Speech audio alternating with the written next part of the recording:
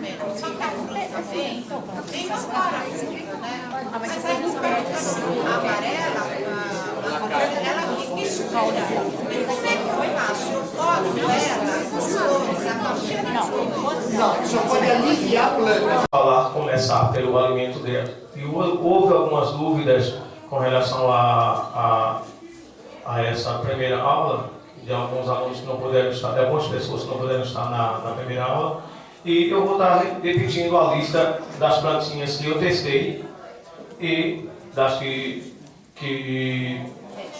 eu aconselho não plantar, ou pelo menos dar uma esperada para concluir. Ou seja, e com isso também eu vou estar passando a lista do meu amigo Diogo Baréia, que é um biólogo a vida inteira, trabalhando com biologia, e tem um projeto chamado Arboriza Itu. Está se aposentar agora, então é um cara que passou a vida inteira plantando árvores. Ele é funcionário da prefeitura de Itu. Isso é uma lista com... Eram 30, mas eu acabei tirando uma hoje, porque fiz uma pesquisa e concluí que ela não é nativa. Não que eu tenha nenhum problema com planta nativa, porque planta não ser nativa exótica.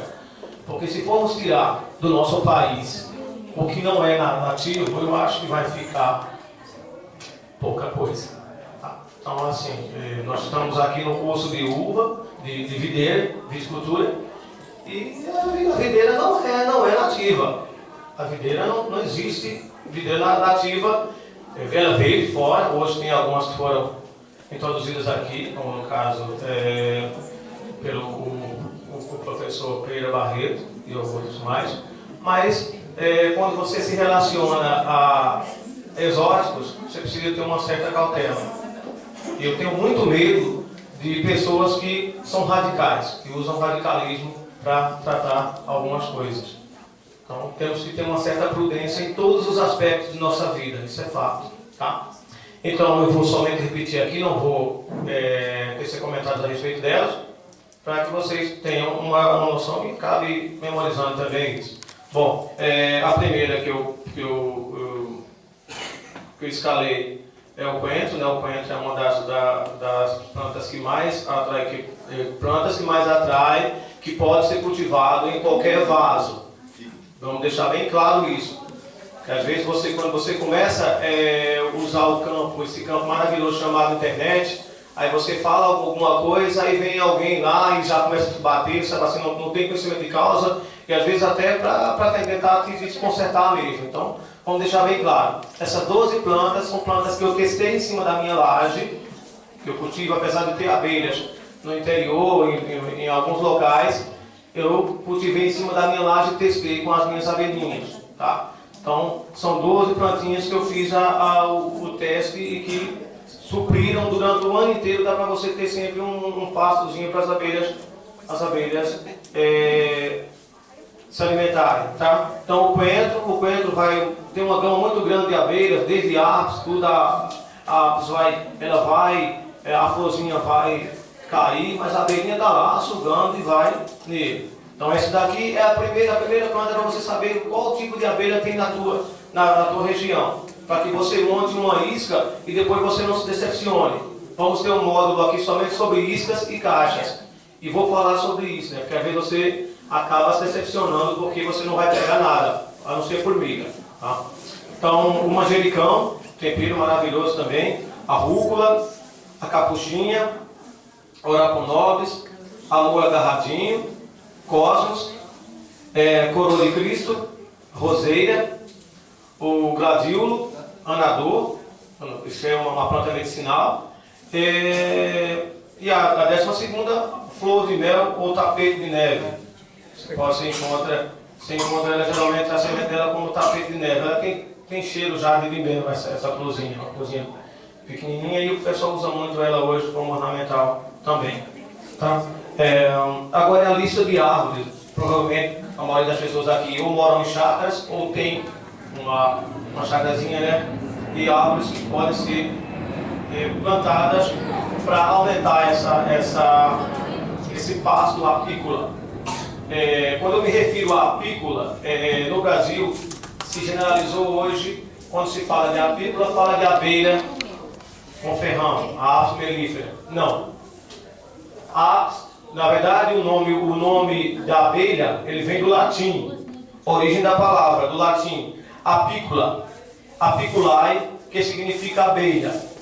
Então, quando eu me refiro à apícola, eu estou me referindo à abelha em si. Então, se alguém fala, não, eu quero um pasto melífero. Não. Quando você se relaciona à apícola, você está se relacionando, está se referindo a abelhas em geral. Tá? Então, vamos lá. Tem algumas palavras aqui que, como eu não conheço a fundo a árvore, eu não sei se tem acento. Então pode ser que saia a palavra com a fonética errada. Tá? Ele me passou isso aqui, algumas eu conheço, outras não. A primeira, aroeira pimenta. Segunda, acácia glandis. A terceira, arariba. Quarto, açoita cavalo. Quinto, angico vermelho. Sexto, baga de pombo. Sétimo, chau-chau. Oitavo, xixá. Nono, chá de bubre. Décimo, canafístula. 11, caça do Nordeste. 12, carobá. 13, coração de negro. 14, dedaleiro. 15, xerivá. 16, goiaba vermelha. 17, goiaba serrana. 18, guapuruvu. 19, jambolão. 20, jatobá. 21, manjoleiro. 22, oiti. 23, pau-ferro. 24, paineira. 25, pata de vaca. 26, palmito amargo. 27, ingamirim. 28, sucupira. 29, timboril. No mês passado falamos de plantas não plantar. Plantas tóxicas para as abelhas. Eu mencionei 5 e nós discutimos sobre essas. Eu vou frisar elas mais uma vez. E a discussão maior aqui foi o seguinte, é que essas plantas, elas estão proliferadas nas cidades. Então, não se tem se fala muito sobre exótica, mas os próprios órgãos públicos que são responsáveis pela arborização das cidades, eles não têm esse cuidado. Então, mais um ponto a se ter cautela com relação a isso. Acho que houve uma cobrança aqui com relação às imagens que poderiam ser apresentadas dessas plantas. Eu trouxe de 3 e 2 vocês já conhecem, tá? As plantas que não plantaram. Espatódia, essa primeira aqui, como vocês podem ver, ela está espalhada, proliferada na cidade. Ao lado da minha casa parece até que tem uma floresta. O babar-de-mão, ele é uma planta mais do cerrado. Mas, por exemplo, em Itu, o responsável por essa lista aqui, que é o Diego Baré, pessoal, essa lista que eu passei aqui, ele estava cobrando R$20 para mandar essas sementes. A pessoa entra em contato com ele e ele manda. Pessoa super bacana, super gente fina.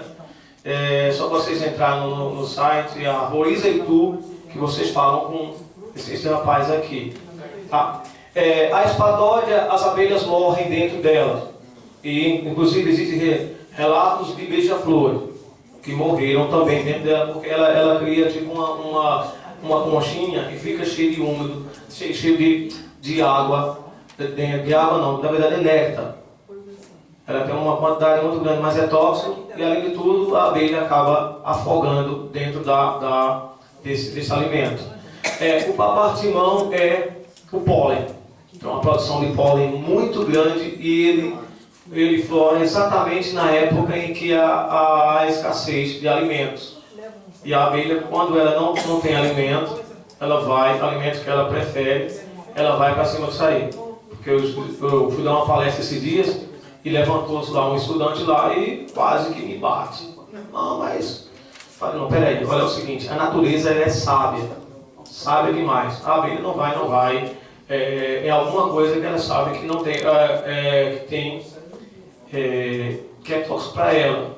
Ela vai, no caso, quando é travestido, como no caso do agrotóxico. Porque para ela, a flor da laranja é uma flor saborosa de néctar saboroso. mas quando você joga o veneno, aí ela já não é mais tão saborosa. E eu espero que podemos complementar, porque o nosso amigo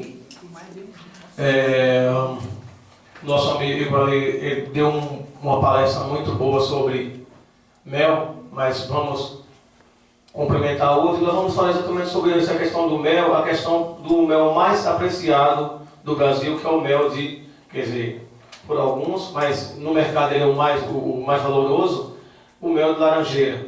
Esse mel de laranjeira hoje está complicado, porque se tem a versão de que é o mel mais saboroso e mais valioso, porém é um mel que está vindo com mais carga de toxicidade.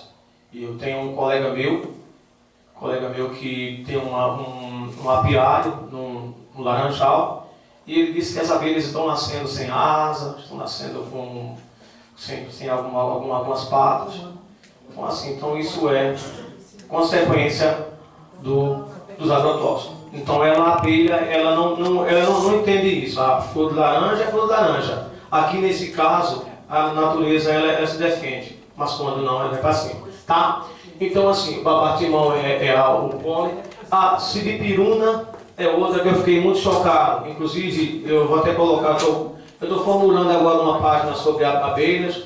Na realidade, eu não quero que seja mais uma, porque tem muita gente que abre uma coisa para falar besteira, algum negócio. Somente a Associação de Apicultores e Criadores de Abelha do país, nós temos mais de 200.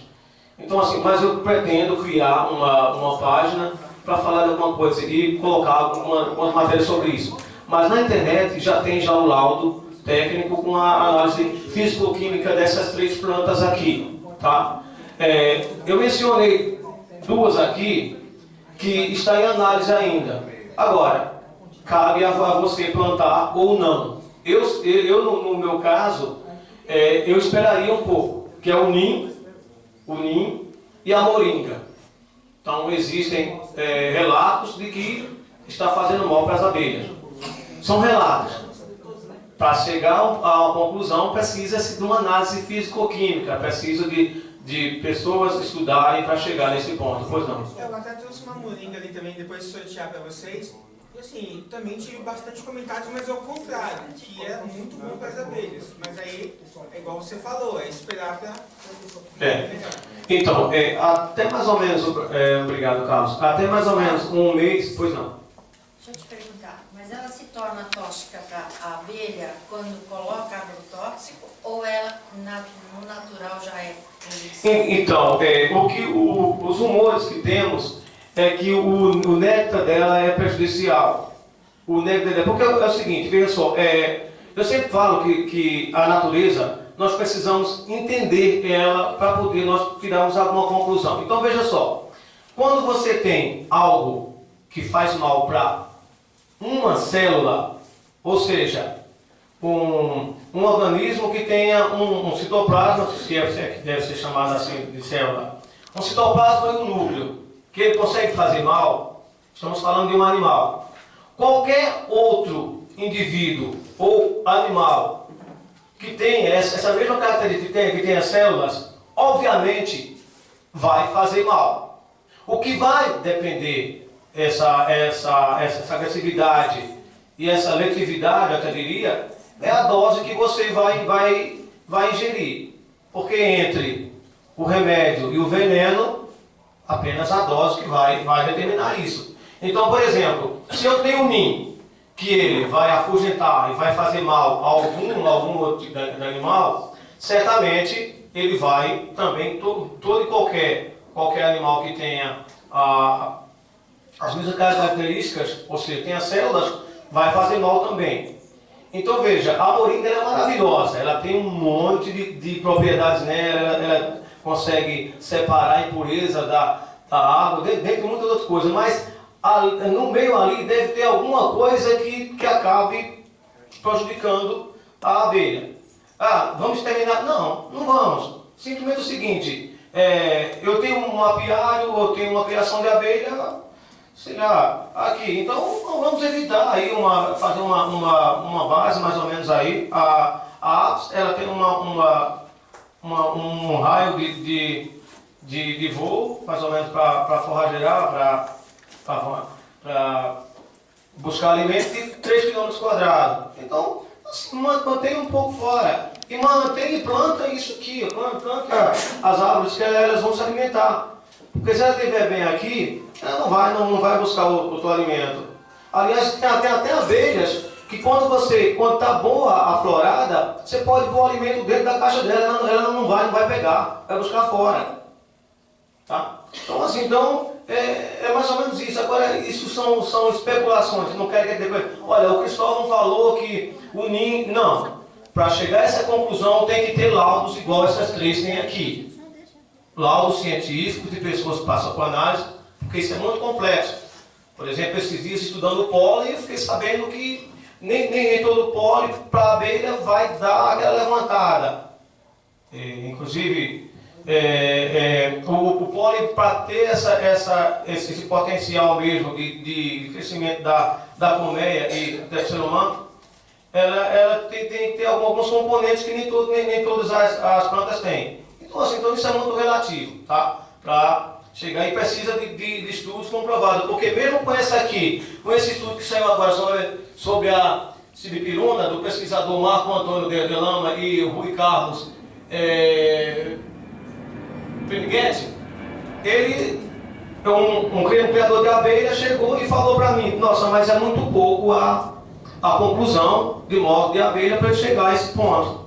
Então, assim, tudo bem, essa é a sua opinião. Eu não posso falar nada porque eu não sou pesquisador, eu parto do princípio de que ele fez estudo e publicou para a gente. Eu sou grato por isso. Cabe aqui, e nesse país, não sei se até onde vai chegar, porque cortaram 40% da verba das pesquisas, eu não sei até onde vão chegar, mas que falta muita pesquisa para isso ainda, falta. Tá? Então, isso é só para a gente concluir. A parte de planta, sempre que você achar necessário, nós voltamos, porque para mim isso é muito importante, isso é um negócio extremamente vital para as abelhas. E, inclusive, teve uma senhora que não veio aqui, sugeriu até a possibilidade de estar levando isso para a Secretaria do Verde, para ver se conseguia reverter esses fatos. Né? Primeiro, pelo fato de que não são plantas nativas, nós temos aqui 29 aqui nativas aqui, que faz bem para as abelhas, que poderia estar sendo substituídas as que fazem mal na cidade. E, segundo, na verdade, são os parâmetros. Eu não entendo, eu não consigo conceber o conceito de que você não pode ter uma frutífera na cidade, que vai alimentar pessoas, vai alimentar pássaros, aquilo outro, mas eu posso ter uma planta com uma flor desse tamanho aqui que a pessoa pode pisar nela, escorregar e cair. Então eu acho que tudo é uma visão de conceito, né? Mas é muito difícil você querer cobrar muita coisa disso, porque geralmente quem tá lá está com um pavio político do país, funciona mais ou menos assim. Eu não quero entrar no mérito da questão, porque na verdade é muito longo essa questão. Para isso nós temos com muita propriedade o nosso amigo Sérgio Semidjan, que tem um domínio bom sobre isso. Tá bom? Então é mais ou menos isso daí, tá bom, pessoal? Então hoje nós vamos entrar o seguinte,